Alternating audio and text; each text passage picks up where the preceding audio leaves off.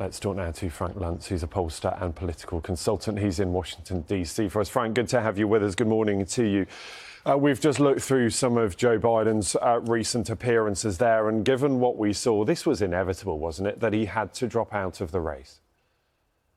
At a certain point, these spills and stumbles, as you called them, called into question his age, his capability, and remember, it's not just a vote for November of 2024. You're giving him 4 more years to January of 2029.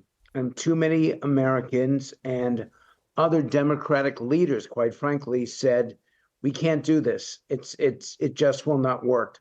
Biden's numbers began to deteriorate. Donald Trump opened up a lead in the key swing states. And the Democrats were afraid that they were going to lose not just the presidency, but the House and the Senate as well. So they acted, and eventually there was so much pressure that he had to step aside. Yeah, that's the point, isn't it? You know, he was saying, look, I've got it in me. I can do the next 4 years. He talked about his record in his first term. But the question was, it wasn't about the first term. It was whether he was fit and capable of doing 4 more years in one of the most demanding jobs in the world. That's correct. Americans are looking for someone who has a detailed plan of action.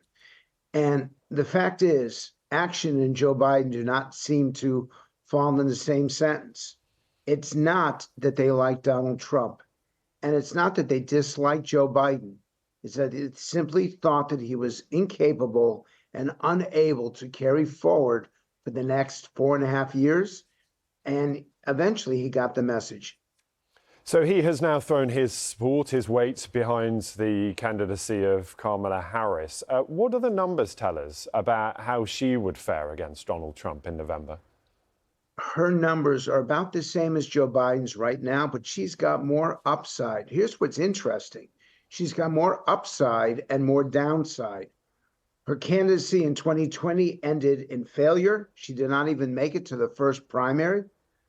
She was chosen by Biden, and that gave her a second wind. Her numbers as vice president, she's been the most unpopular vice president since Dan Quayle.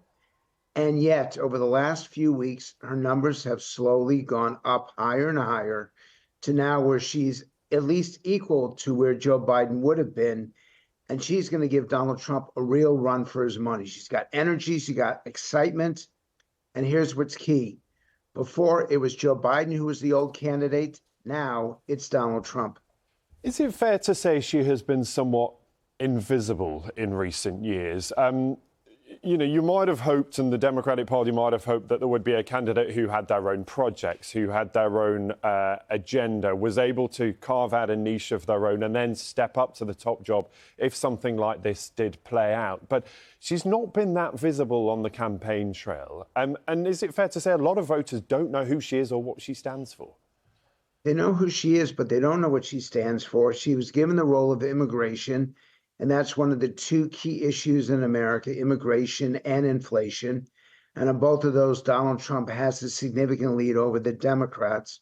The difference is that she will excite young women under age 30 who are completely turned off by Joe Biden. She brings out an African-American vote that was not really impressed with the current administration. And she can be a good debater, although she wasn't that effective in 2020. What it does do is that it throws the election in some doubt. I was quoted several days ago in the Times of London as saying that the election was Trump's to lose unless there was some really remarkable incident. Well, guess what? This is a remarkable incident. And it's unclear at this point just how high she can climb.